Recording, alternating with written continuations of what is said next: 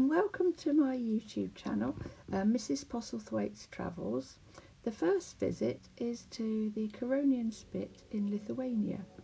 This visit took place between the 8th and the 13th of April 2022, and the aim was to find the Curonian Spit, the journey started in Luton on a plane with Wizz Air to Palanga in western Lithuania. Here is Mrs. Postlethwaite arriving in Palanga, and she's going to hire a car and then drive northwards 8 kilometres to the resort of Palanga. Here we can see the airport and Palanga, and then the aim to travel east through Neringa and Palanga to the north to the national park, then on down towards Klaipėda, catch the ferry onto the Spit. This was the first night we spent in the Zuvedra hotel on the coast, with its own tiny gym. I didn't go. But I did go for a lovely bracing walk along the coast, a very windy walk, ending up on the pier with the Ukrainian flags and the Lithuanian flags, all the way to the end of the pier, where there are a couple of guys fishing. Then back into town to see a magnificent display of eggs, this one from Klaipėda in Latvia, just a little bit north up the coast.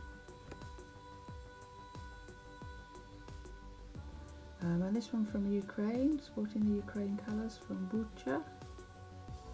A quick stop for a couple of warming drinks. And this is the view from the cafe onto the main thoroughfare into the town. And then back to our hotel along the little alley, past a granite statue, and then back into the hotel. A lovely breakfast the next morning before heading eastwards through Neringa. And then Palanga, a modern town with mostly modern buildings. Here you can see the buildings, and a fairly recently built church, and then you can see the Lithuanian Palanga fashions, before we hop back into the car to drive towards the national park. The Zimatios National Park. The road literally just stopped, so we had to stop and park up, and tried to find a walk, but the path went so far and then stopped. There was one more stopping of a path, so back to the car park, and then back out the other side, where we found a lovely forest walk through the trees, with little glimpses across the lake. It was a very sunny day, but not warm enough for a picnic outside, so we had our lunch in the car. On the way back to Palanga, a quick look at the Golden Iberian Mother of God Russian Orthodox Church, built in 2002. And the brick Catholic Church of the Assumption of the Virgin Mary, built in 1897 in neo-Gothic style.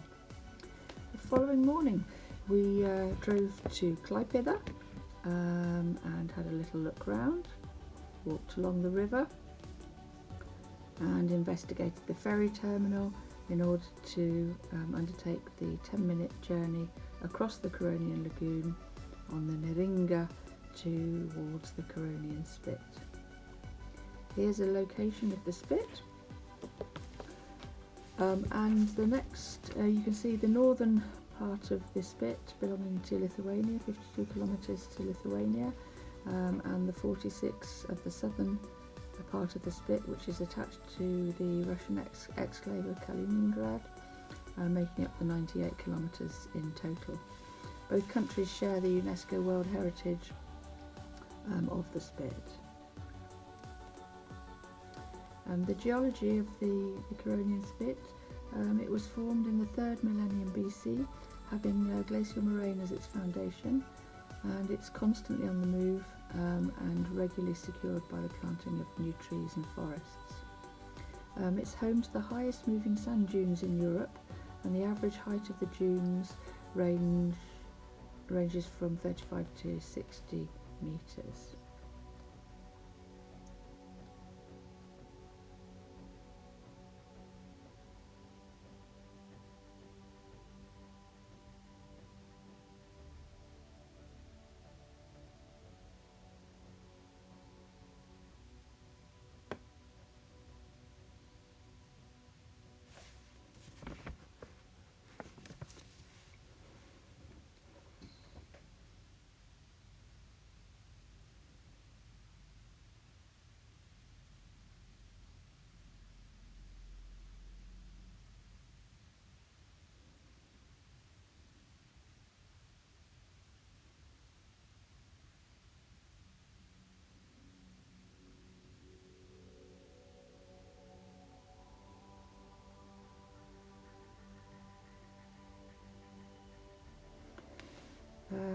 Another stop off for some hot drinks, and you can see the location of our little cafe marked on Google Maps.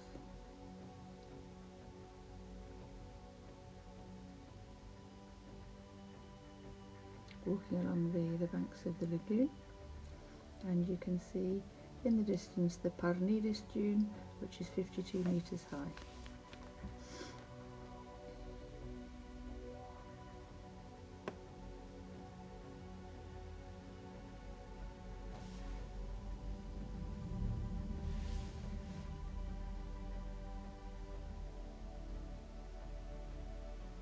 We're on top of the Parnidis dune now.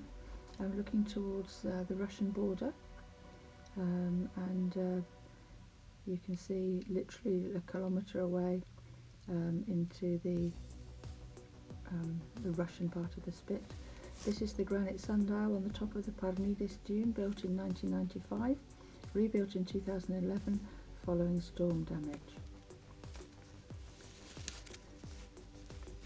These are the hieroglyphs all the way around the sundial. We're now back into Nida, a strange little door on a strange little building, another odd building with graffiti all over it. Back to the beautiful Coronian lagoon, and a lovely supper just next to the lagoon.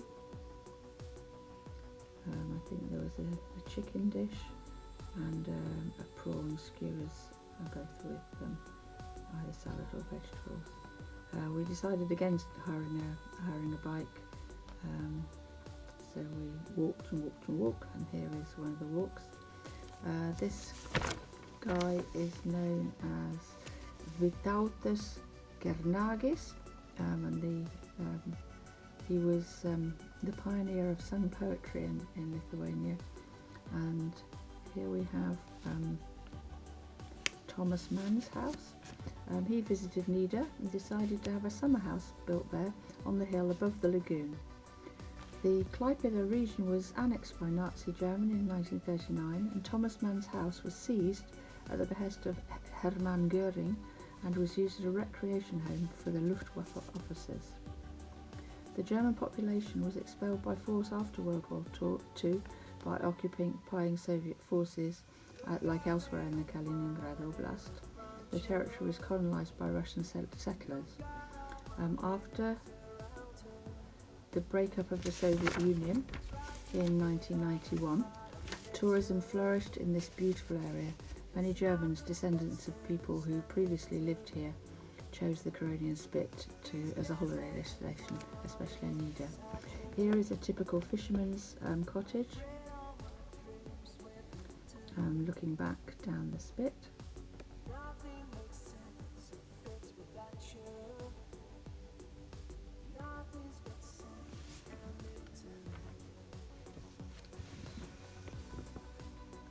Again, you can see the Parnidis dune in the background.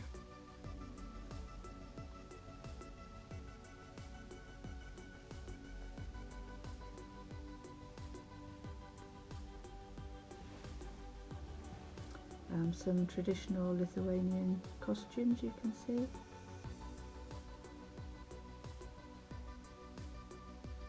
And the yellow loosestrife, we saw a few of these.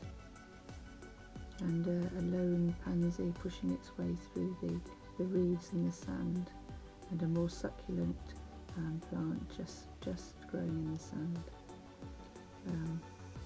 The remains of a fish, or a zuvi, back on top of the dune.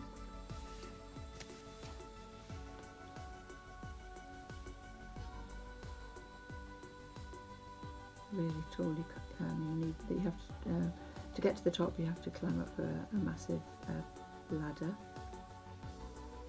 in an attempt to keep the dune from moving too much from people trampling on it. Lots of sculptures and artifacts. This is an old map of Nida, and our hotel was called the König Luisa, and it now looks like this, and it's called the Jurate. This is Thomas Mann's house again, and we looked for the lagoon mile but failed to spot him.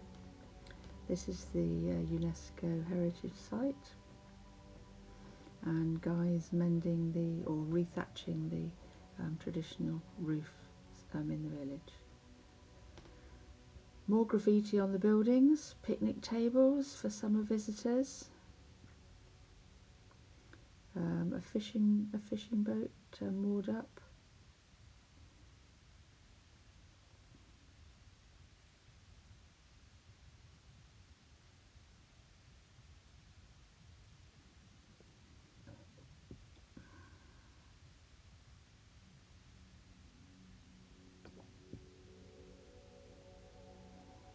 This is a display of old Lithuanian life and the harshness of living at the time, and the scarcity of food. Here there's a guy trying to entice these birds into the net so he can eat them.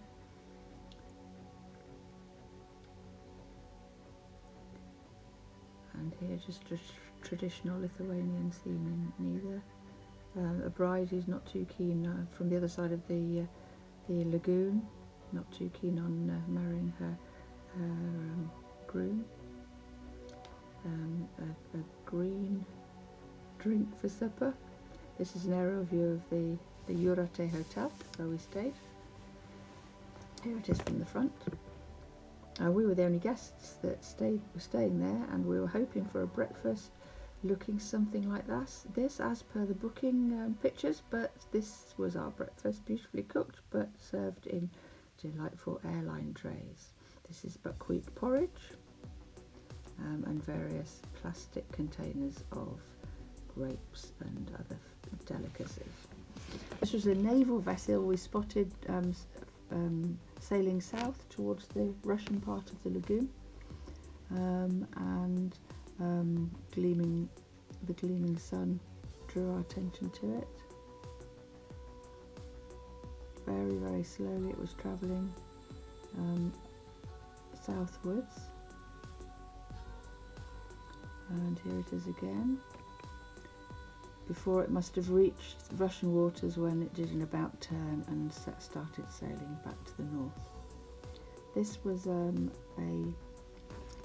pine tree, and you can see more shots of the Parnidis dune.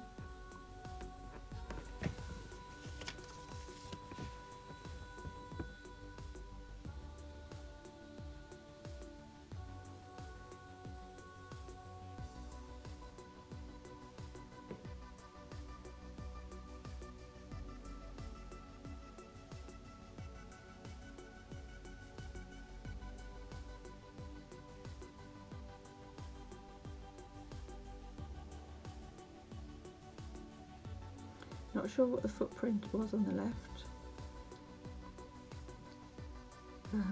Almost lunar landscapes across the dune. This is again towards the south.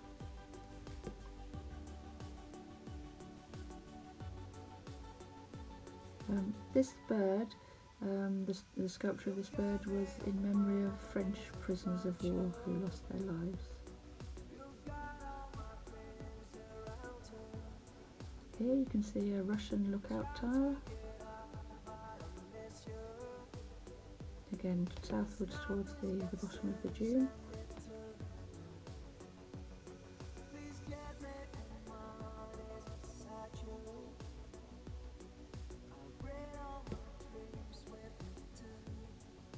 This is a statue of Jean-Paul Sartre, based on a photograph taken in 1965 by a hitherto unknown photographer, Antanas Suktus, who went on to found the Lithuanian School of Photography. The original photo here, or a copy of the original photo, was taken on top of the Parnidės dune when Simone de Beauvoir and Sartre visited Latvia during the then Russian occupation. The two were known for their left-wing sympathies, but Simone de Beauvoir was edited out of the photograph, although her shadow remained. I thought this was another sculpture, but it was a lady looking like a snowman on the bench, and a strange lady reading in an art gallery. Back onto the ferry, back to Klaipėda. Again, beautiful blue skies and sun, and we're now back in Klaipėda. A warmer day today, and we strolled along the river, along the bridges of Klaipėda. This is our hotel for the evening.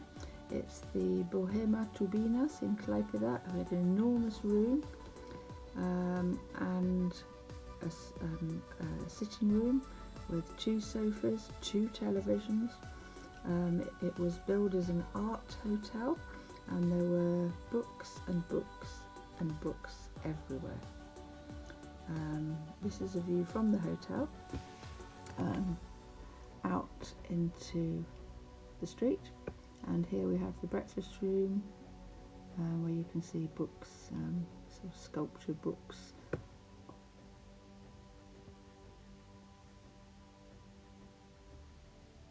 This was breakfast, and this was the view from the breakfast room out onto the street. Lots of art on the walls, lots of books, creating a wonderful display. More books, no spines, just the pages. You couldn't see what the books were. And here we have open books with butterflies stuck onto the wall. Books now horizontal with their spines in evidence. More books, and even a standard lamp made out of books. This was the reception of the hotel, and dotted around were examples of Lithuanian art. We decided to go to the Alpesinas gym, which had a little bit more equipment than the hotel gym in Žuvėdra. This is a view from the concept rower across the car park, and then back to Palanga, to the under the pier this time. The wind had dropped, the flags are still, and the eggs as part of the Easter display were still there. I hope you've enjoyed the first video, and I look forward to hearing your comments.